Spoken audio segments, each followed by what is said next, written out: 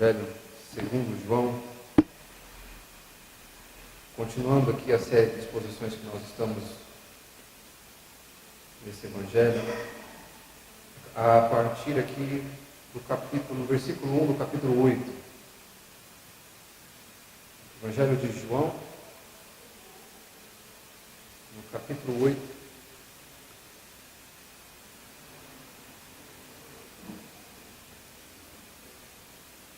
Eu vou ler no capítulo 57, no capítulo 7, versos 53, até o capítulo 8, verso 11. Verso 56, verso 53 do capítulo 7, até o versículo 11 do capítulo 8. Diz assim a palavra do Senhor.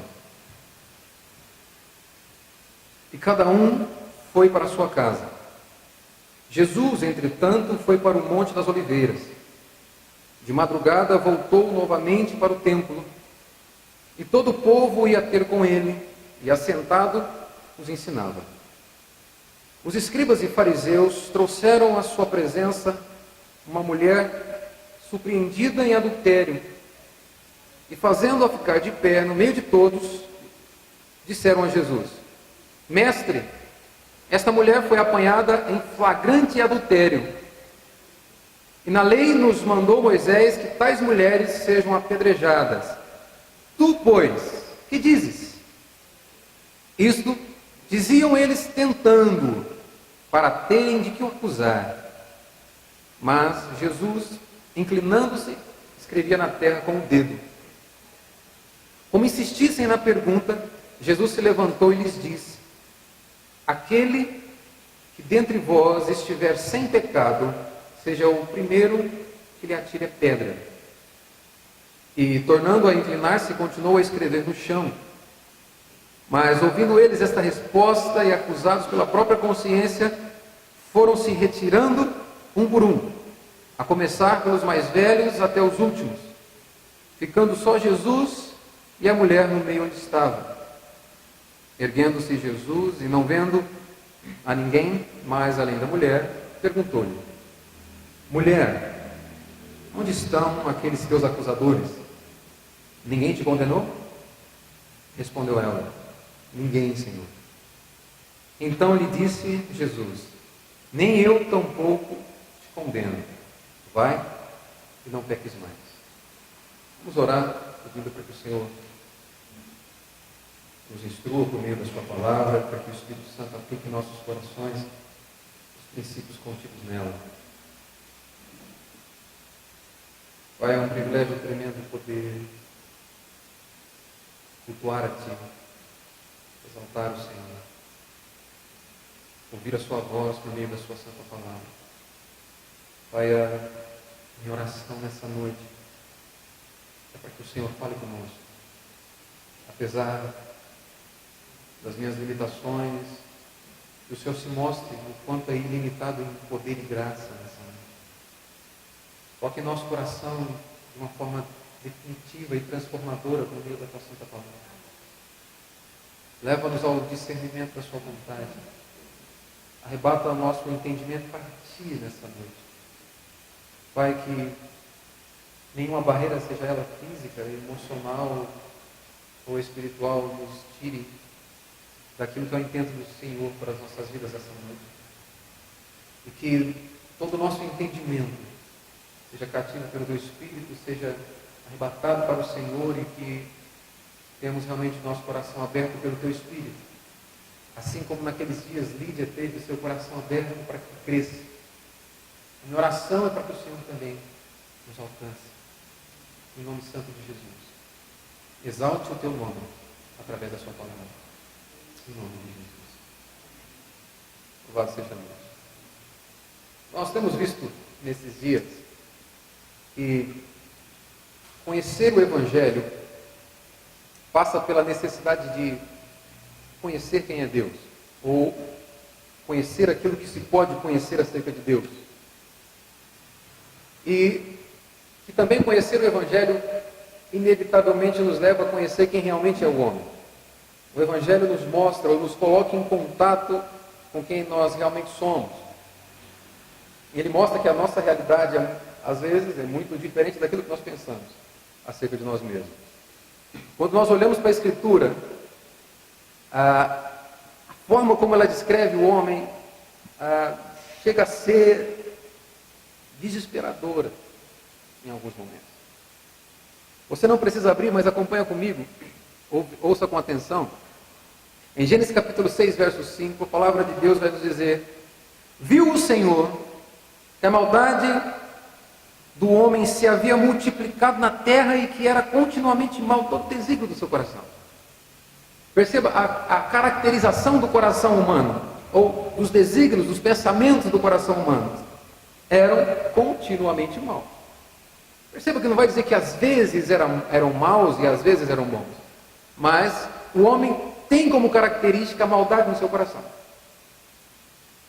E muitos defendem a ideia de que isso foi antes de que Deus exterminasse aquela primeira humanidade com o dilúvio. Depois a situação mudou, né? Porque isso acontece antes do dilúvio.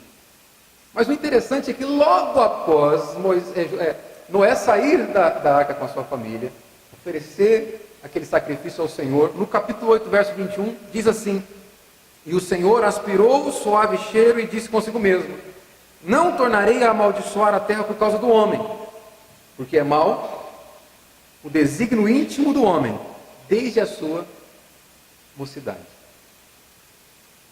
Interessante como Deus anuncia esse seu pensamento, dizer: eu não mais destruirei a terra por causa do homem, porque é mau o desígnio íntimo do homem desde a sua mocidade. Esse texto nos mostra que se o homem obtém algum favor da parte de Deus, ou se a humanidade obtém algum favor da parte de Deus, não é pelo fato desse homem preencher requisitos que motivam Deus a agir com essa graça, ou agir com esse favor. Única e exclusivamente, Deus, por sua graça, resolve agir em favor desses homens. Quando ele diz: não mais o destruirei, ou não mais destruirei a terra por causa do homem, porque é mau o desígnio íntimo do seu coração. Ou seja, se existe uma motivação em Deus pelo seu cuidado em relação aos homens, essa motivação é sua própria graça, seu próprio caráter amoroso e misericordioso. E nós encontramos em Paulo, talvez aquilo que, na minha opinião, seria o ápice da revelação de quem você e eu somos. Em Romanos capítulo 3, nos versos 10 a 12, Paulo diz assim: como está escrito, não há justo, nenhum sequer, não há quem entenda, não há quem busque a Deus, todos se extraviaram, a uma se fizeram inúteis, não há quem faça o bem, não há nenhum sequer. As Escrituras nos colocam em contato com quem nós realmente somos. Essa colocação de Paulo, na forma como foi escrito, também poderia ser dita: não há quem entenda a ponto de que busque a Deus. O que nós vamos ver aqui, com essa passagem que a gente está expondo nessa noite, eu busquei separá-lo de 3 formas, e aqui é possível ver, primeiro, nos versos 1 a 3, a triste condição de uma mulher pecadora. A triste condição em que aquela pecadora se encontrava. Segundo, dos versos 4 a 6, o julgamento daquela mulher pecadora feita por homens pecadores. E terceiro, dos versos 7 a 11, a misericórdia e o amor incondicional do Filho de Deus, no julgamento dele para com aquela mulher. Essa passagem aqui ela pode ser entendida também, irmão, de uma forma interessante, como a preparação que Jesus faz para o discurso que ele vai iniciar no verso 12. No versículo 12 do capítulo 8, ele passa a apontar para si mesmo como sendo a luz do mundo. Aqui é possível nós entendermos que tanto aquela mulher pecadora que é trazida diante de Jesus, quanto aqueles homens pecadores que a trazem diante de Jesus, viviam envolvidos por uma densa escuridão, resultado de seus pecados. Logo após, no verso 12, depois desse cenário, João descrevendo na sua narrativa, Jesus vai dizer que Ele é a luz do mundo. Jesus é quem dispersa essa escuridão, essa treva, levando aquela mulher, levando aqueles homens ao entendimento de seus pecados. Por isso que na sequência ele vai dizer: eu sou a luz do mundo, quem me segue não andará nas trevas, pelo contrário, terá a luz da vida. Como o contexto daquela situação, como todo o povo foi até Jesus, a Bíblia no início vai dizer que ainda pela madrugada Jesus vai até o templo, e ele começa a ensinar aqueles homens, e Jesus se assenta, passa a ensinar. Esse é o cenário que os escribas encontram, trazem aquela mulher. Jesus estava no meio de seus ensinamentos. Uma coisa interessante, esses homens não estavam preocupados com aquela mulher, esses homens não estavam preocupados com o ensino de Jesus. Esse era o cenário, Jesus ensinando, eles trazem uma mulher. Talvez trariam aquela mulher para ouvir o aprendizado, ou para ouvir o ensinamento de Cristo. Trariam aquela mulher para que ela pudesse aprender que o comportamento dela estava equivocado, e ali estava um homem que poderia instruí-la. Não. O compromisso daqueles homens não era com a lei de Deus, o compromisso com aqueles homens não era com a mulher, muito menos com o ensinamento de Cristo. O objetivo daqueles homens era encontrar um meio de culpar Jesus. Uma cilada estava preparada, uma estratégia maligna estava preparada para aqueles homens. Esse episódio aqui vai ser interessante para nós enxergarmos a diferença do tribunal humano com o tribunal de Deus. No tribunal dos homens, aquela mulher será envergonhada e condenada. Mas no tribunal de Jesus Cristo, ela vai ser exortada a deixar o seu pecado e a recomeçar a sua vida. Aqui nós vemos a diferença do julgamento divino e do julgamento dos homens. Esse texto nos ajuda a olhar para quem nós realmente somos. Olhando então diretamente para o texto aqui, o primeiro ponto que eu quero destacar com os irmãos é a triste condição daquela acusada. A triste condição daquela mulher pecadora. Olha o verso 3 aí comigo. Os escribas e fariseus trouxeram à sua presença uma mulher surpreendida em adultério, e fazendo-a ficar de pé no meio de todos. Uma multidão certamente ouvia os ensinamentos de Jesus. Aqueles homens chegam com aquela mulher e a expõem na frente de todos. Eu queria destacar com os irmãos alguns fatos que a gente pode observar acerca dessa mulher. Então, primeira condição aqui, primeira parte que eu quero destacar, a condição dessa mulher pecadora que é levada até Jesus. Em primeiro lugar, é interessante a gente entender aqui que essa mulher ela aproveita uma festividade de caráter religioso para dar vazão ao seu pecado. Eles estavam, no capítulo 7 a gente vai ver que aquele momento era o momento da festa dos tabernáculos. A festa dos tabernáculos estava chegando ao fim, é uma festa muito popular até hoje em Israel.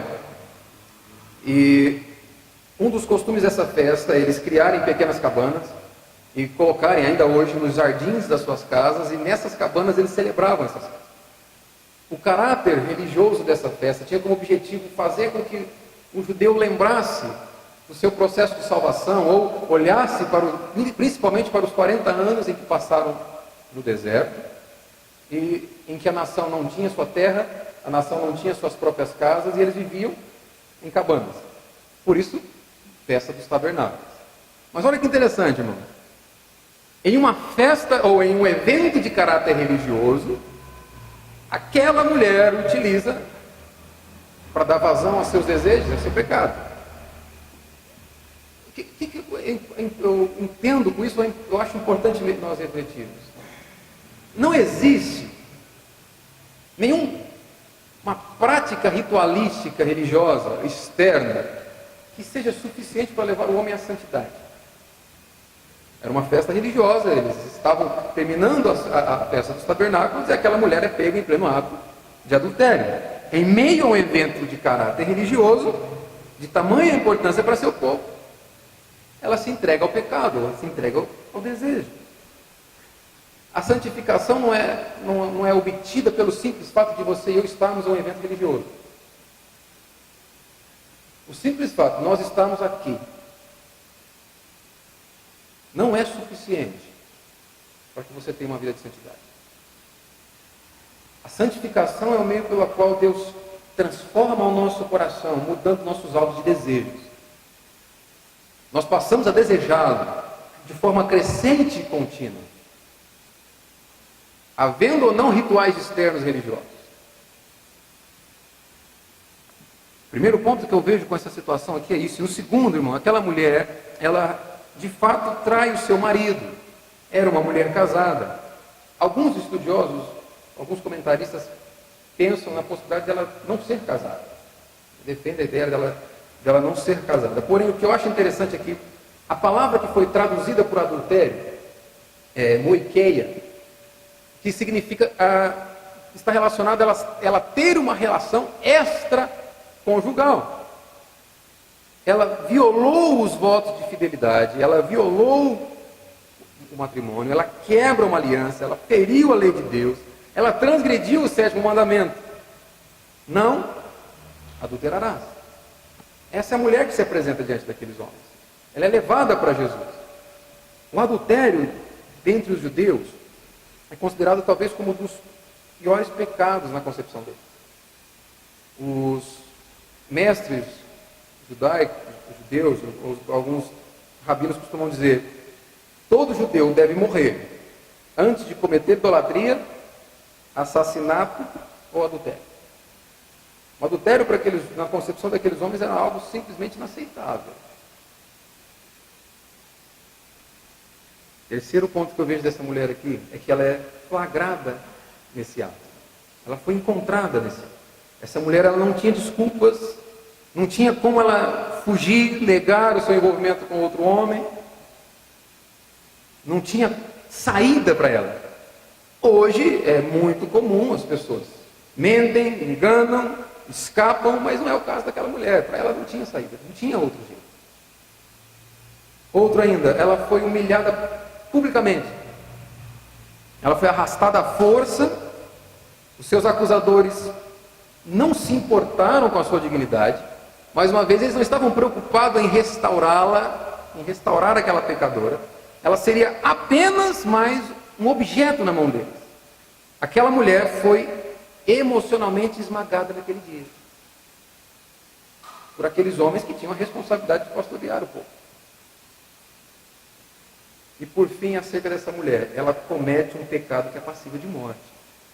A lei de Moisés previa a morte para o homem e a mulher que fosse flagrada em adultério. Isso está em Levítico capítulo 20, verso 10. Portanto, então, diante do tribunal da lei, ela estava condenada. Diante do tribunal dos religiosos, ela era acusada, estava condenada. No tribunal da própria consciência, ela estava condenada, porque ela não emite nenhuma reação. Essa era a condição da mulher que é trazida até Jesus. Irmãos, e uma coisa que eu gostaria que nós olhássemos um pouquinho para agora, para nós. Essa mulher reflete a real condição que você e eu podemos nos encontrar. Ela nos mostra uma condição que representa a humanidade caída, que foi alvo desse amor incondicional de Deus, a qual nós vamos enxergar aqui. Foi alvo desse sacrifício substitutivo de Cristo. Assim como os acusadores daquela mulher não eram diferentes dela, nós não somos diferentes dela. Talvez a única possibilidade que nós teríamos de acusar essa mulher seria de pecar de uma forma diferente de nós. Ou de ter um pecado diferente. Essa mulher pecadora, levada diante de Jesus, para ser alvo do julgamento de Jesus naquele dia, representa toda a humanidade que foi alvo desse amor incondicional, dessa misericórdia graciosa. Não havia nenhum critério preenchido por ela para que ela obtivesse perdão, mas ela estava diante do Deus da graça, do misericordioso. Agora, presta atenção, eu gosto de meditar nisso. Nós temos dito isso aqui em alguns momentos. Qual que é a minha e a sua postura diante da lei de Deus? Qual que é a nossa postura diante da vontade descrita, clara do Senhor na sua Escritura? Aquela mulher quebrou um desses mandamentos, foi exposta publicamente, levaram daquela forma. Mas deixa eu nos fazer uma pergunta para a nossa consciência nessa noite. Quantos desses mandamentos nós quebramos todos os dias? E percebe, por que será que Deus nos dá uma lei santa, pura, verdadeira, e a qual Ele sabe que você e eu somos incapazes de cumprir perfeitamente?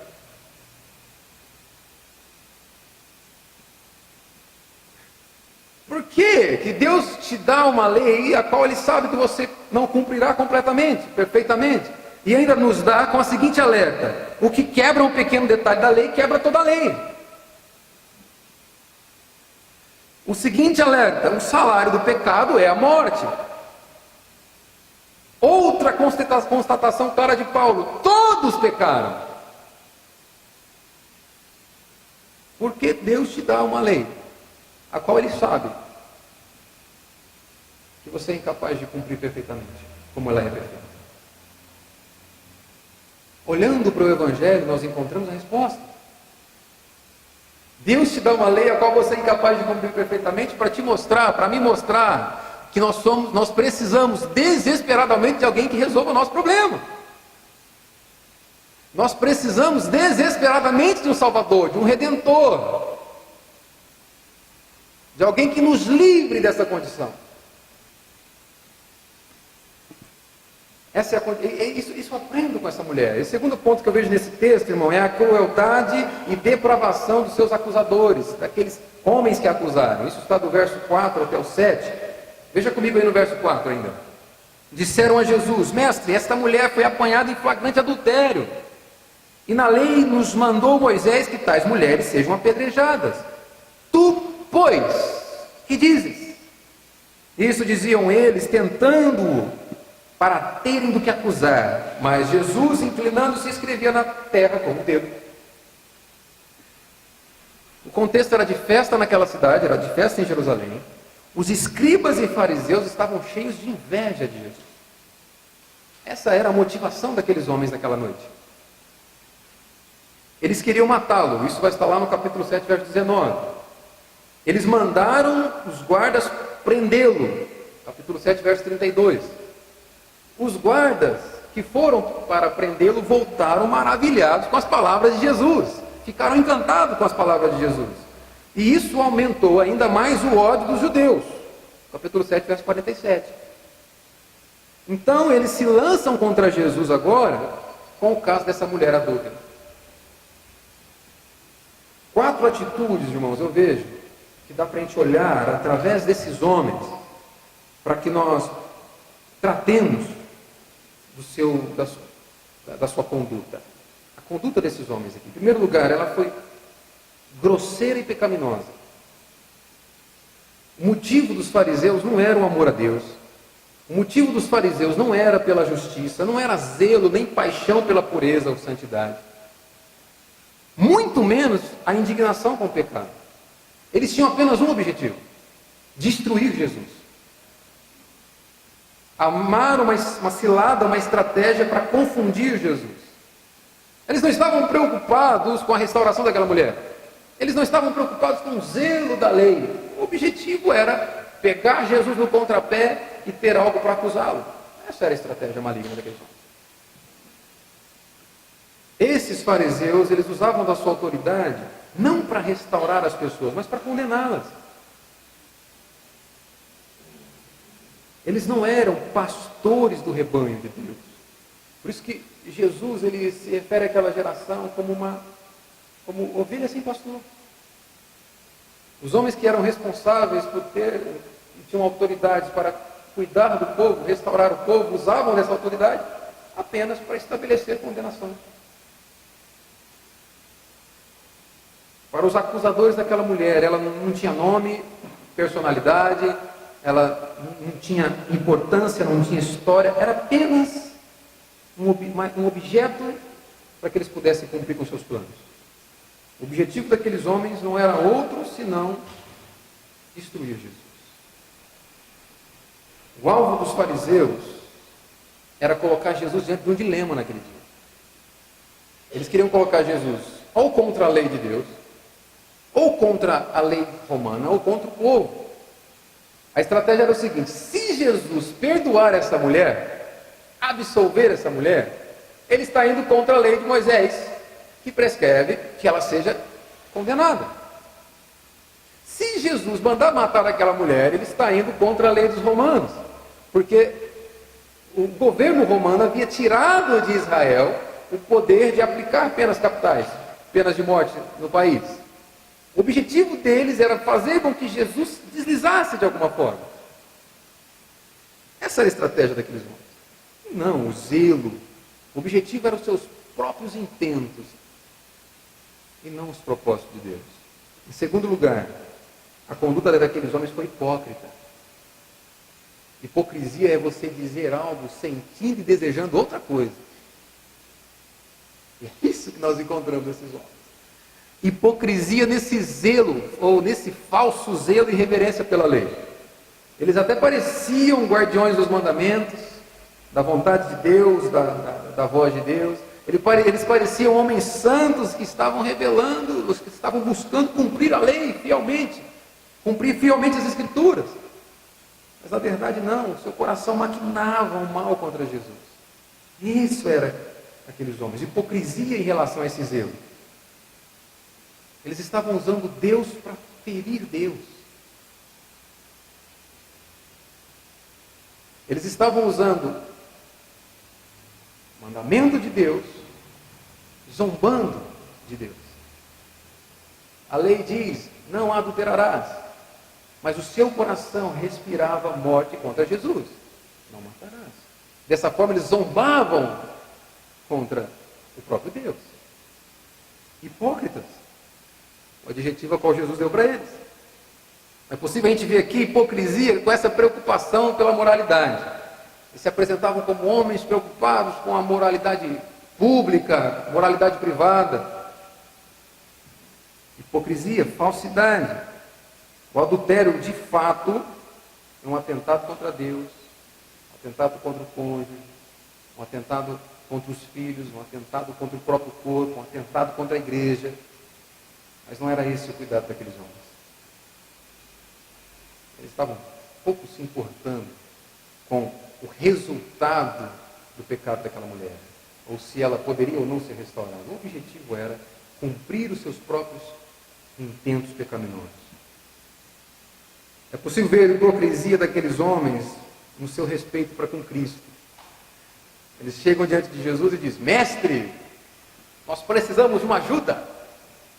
Nós temos uma dúvida aqui. O que a gente faz? Essa mulher foi pega em pleno ato de adultério. Nos ajuda a resolver a situação. Mestre, cambada de falso, hipócrita. Hipocrisia no trato com Jesus. Eles estavam diante do Filho de Deus, sabedor, conhecedor do coração dos homens. O próprio João vai dizer: não foi necessário que desse testemunho dos homens para com Cristo, porque ele conhece o coração deles. Jesus conhecia o coração de cada hipócrita que estava diante dele naquele dia. Em terceiro lugar, sobre a conduta desses homens, é que ela era maliciosa. É possível ver malícia pelo fato deles não se importar com a vida daquela mulher. Eles as expuseram publicamente, situação de vergonha pública. Eles queriam eliminá-la como objeto descartável. Uma característica do hipócrita que assume a obra de Deus, um hipócrita que está na frente de uma obra de Deus, é que ele é incapaz de amar o Filho de Deus como esse Filho de Deus deve ser amado. Aqueles homens buscavam usar aquela mulher simplesmente em favor dos seus propósitos pecaminosos. Esses eram os líderes religiosos de Israel naqueles dias. Não se importavam a mínima com a saúde espiritual do rebanho de Deus, desde que eles alcançassem os seus objetivos pessoais. Irmãos, não é de muito diferente dos nossos dias hoje. Não é incomum a existência de homens aí que estão à frente do povo de Deus, simplesmente porque não deram certo lá fora. não deram certo em nada que tentaram fazer e passam a usar o rebanho de Deus, a igreja de Deus, como meio de se promoverem. Não é diferente nos nossos dias.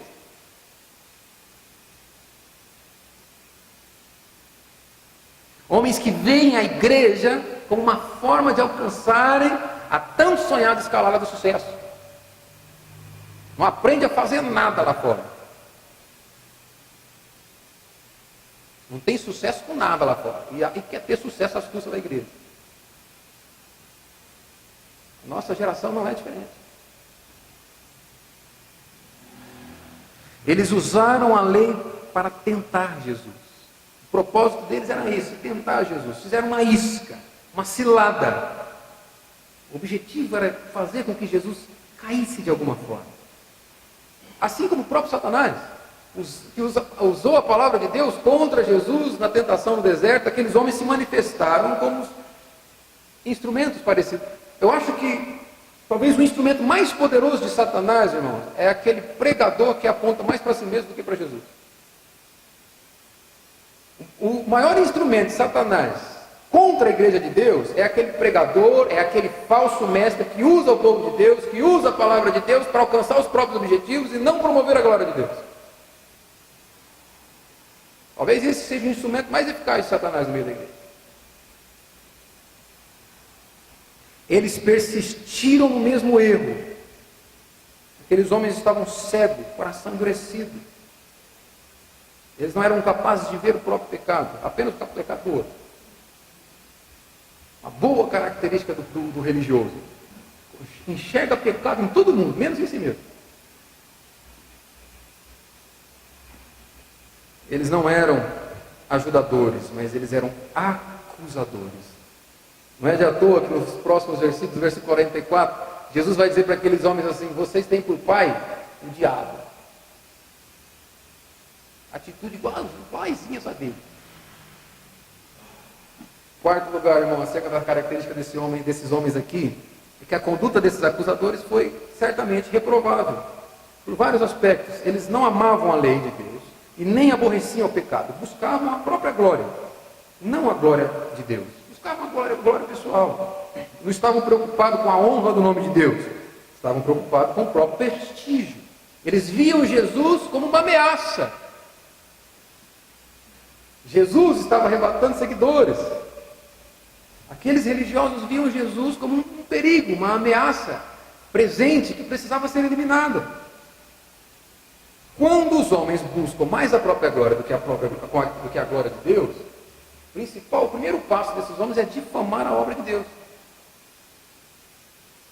Vou repetir para você gravar.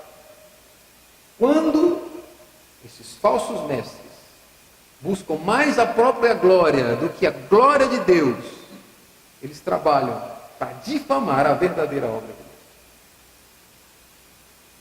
Não é muito diferente nos nossos dias.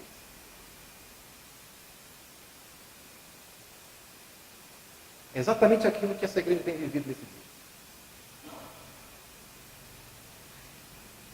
Homens mais preocupados com a própria glória têm atacado a pregação do verdadeiro evangelho. Homens mais preocupados com a promoção de si mesmos têm visto o verdadeiro evangelho pregado na igreja presbiteriana de Pitangueiras como uma ameaça.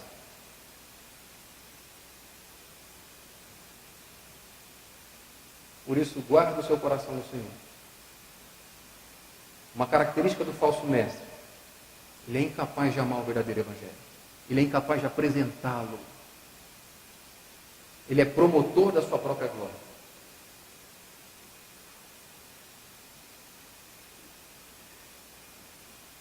Quero caminhar para a conclusão, irmãos. Caminhar para a terceira parte desse texto, em que eu vejo a misericórdia de Jesus, o amor gracioso, a misericórdia graciosa de Jesus, aqui a partir dos versos 7 até o 11. É possível destacar aqui, pelo menos, 4 atitudes desse julgamento de Jesus aqui que me faz ver o quanto ele é gracioso. Primeiro, Jesus ele demonstra que só aquele que é livre de pecado tem o direito de exercer juízo sobre a falta dos outros.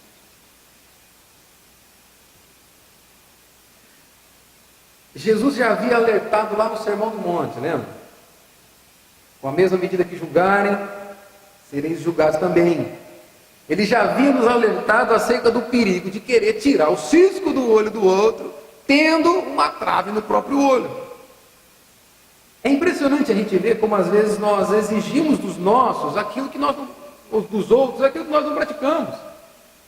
Nós muitas vezes somos intolerantes com os outros e tolerantes demais com a gente mesmo. Muitas vezes críticos demais com os outros e tolerantes demais com a gente mesmo. Primeira coisa que eu vejo Jesus demonstrando aqui: aquele que está livre de pecado tem o direito de exercer juízo sobre a falta dos outros. Segunda coisa que eu vejo aqui: Jesus retira as máscaras daqueles homens e demonstra quem eles realmente são. É como se a cortina da consciência daqueles homens fosse rasgada por Jesus. Jesus ele poderia ter tornado público o segredo do coração daqueles homens, mas ele não faz isso. Eu vejo que ele foi gracioso até mesmo com aqueles acusadores.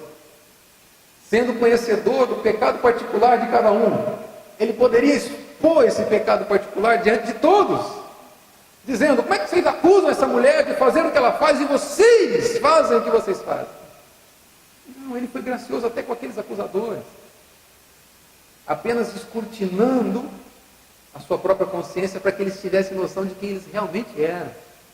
É isso que nós vamos ver aqui. Jesus ele guarda silêncio diante da acusação e começa a escrever no chão. Algo interessante que eu vejo com esse texto é que a Bíblia não diz o que Jesus estava escrevendo no chão. João não relata aqui. Mas a palavra que foi traduzida por escrever no chão nos dá uma sugestão interessante.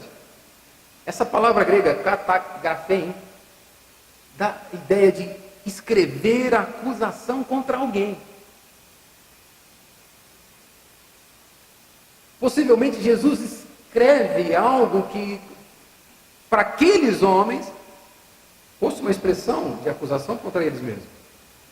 Na sequência, Jesus vai dizer: quem dentre vós estiver sem pecado, seja o primeiro a atirar a pedra. Outra tradução importante de ver, essa expressão, quem estiver sem pecado, também pode ser traduzida: quem estiver sem desejo pecaminoso, seja o primeiro a atirar a pedra. É como se Jesus dissesse para aqueles homens assim: só pode atirar a pedra aquele que nunca no próprio coração desejou fazer o mesmo que ela fez.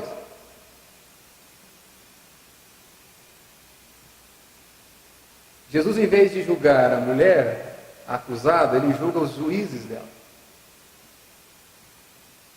O contexto desse episódio aqui ainda pode ser entendido com a fala de Jesus naqueles dias do templo, em que instantes antes ele vai dizer: se alguém tem sede, venha a mim e beba. Os judeus estavam rejeitando essa oferta do Messias. O que isso significava? Eu acho interessante o texto narrando Jesus escrevendo no chão.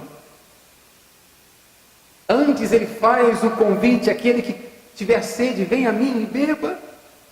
Aqueles homens agora, depois que Jesus apenas demonstra aquele gesto, aponta para eles: aquele que não tiver desejado no coração, mesmo que essa mulher fez, atire a pedra.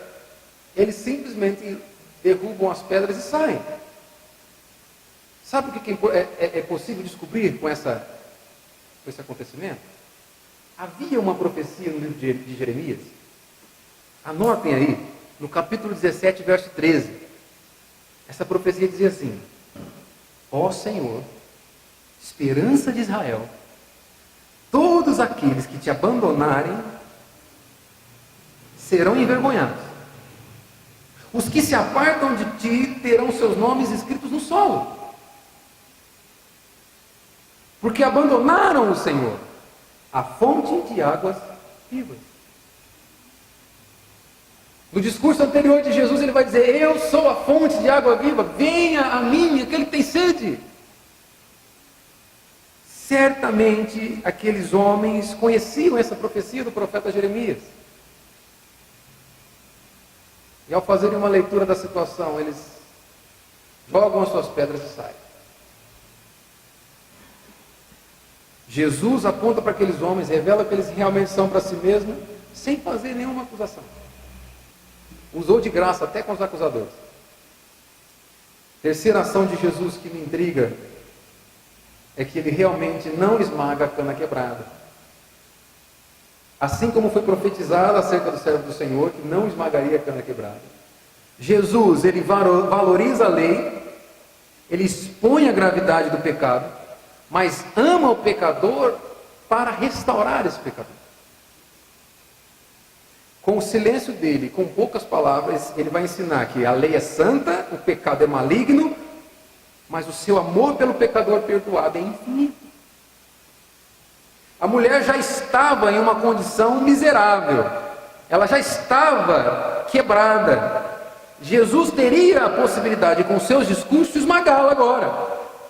Ele veio não para condenar, mas para salvar. Ele diz isso acerca de si mesmo em João 3,17.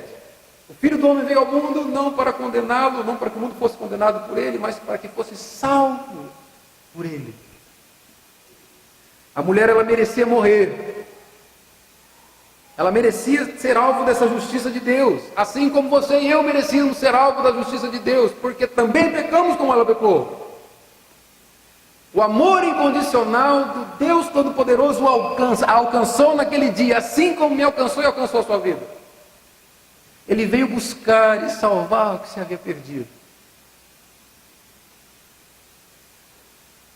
Ele veio para os doentes. É possível ver aqui que o perdão não é barato. Jesus deu a sua própria vida para que ele fosse possível, disponibilizado para nós. Ele valoriza aquela mulher, chamando-a por um título honroso. Acusada pelos homens, Jesus se refere a ela como mulher. O mesmo título que ele usou para se referir a Maria, a mãe dele. A graça de Cristo é possível ser vista através dessa fala.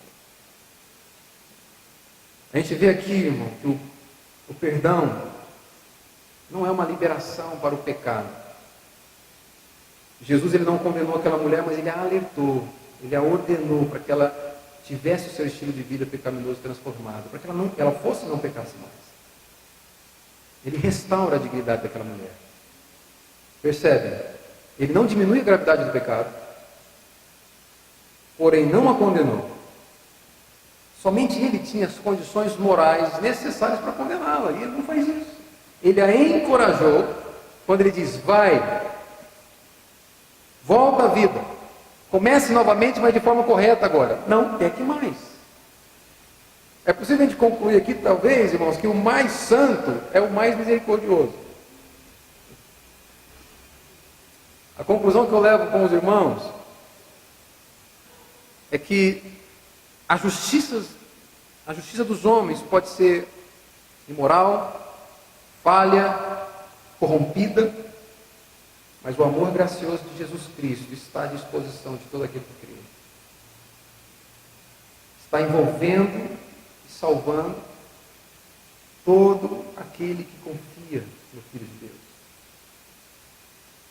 Uma mulher pecadora, uma condição desesperadora, é levada até Jesus por homens corruptos, sedentos por sangue, desejosos por cumprir uma estratégia maligna, e essa mulher, com seu pecado exposto diante do Rei da Glória, ela é alva não da condenação, mas do amor inabalável, incalculável e incondicional do Filho de Deus. Por isso que, uma noite como essa, onde nós fazemos menção do nome do Senhor, participamos do memorial da ceia do Senhor, eu gostaria de te convidar a se lançar diante dele, com seu coração completamente exposto, entregue, entendendo que o mesmo Deus gracioso, Ele é o mesmo ontem, hoje, será eternamente. E hoje você só pode cultuá-lo, você só é levado a esse ambiente de adoração, porque a graça dele um dia te alcançou. Eu gostaria de te convidar a fechar os seus olhos para que eu orasse contigo.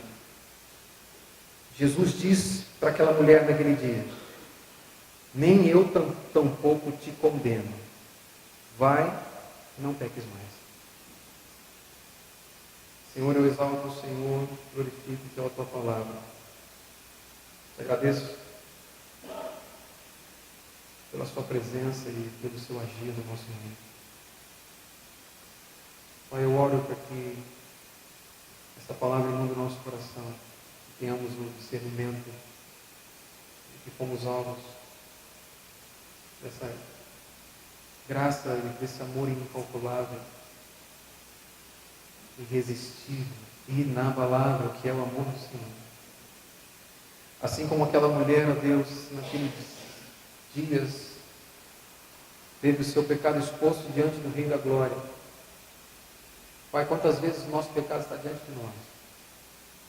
Nós estamos completamente expostos diante de Ti. Não preenchemos nenhum pré-requisito para sermos alvos do Seu amor. Assim como aquela mulher não preencheu nenhum requisito para ser alvo do Seu amor. Mas o Senhor a amou. Eu quero te exaltar porque nós podemos declarar com nossos lábios que fomos alvos do Seu amor. Fomos alvos da Sua graça. Esse amor incondicional.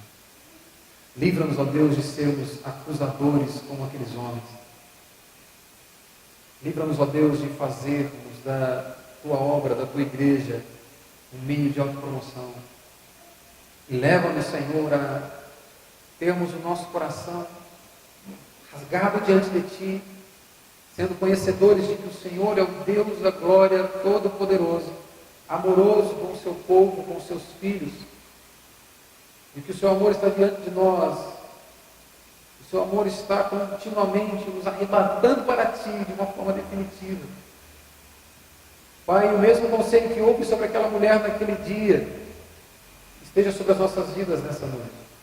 Leva-nos a experimentarmos de uma vida de santidade crescente dia após dia, como sendo uma evidência de que pertencemos ao Senhor. Porque a Tua palavra nos diz que o Senhor nos elegeu antes da fundação do mundo para que fôssemos santos e irrepreensíveis. E que a santidade seja uma característica do Seu povo.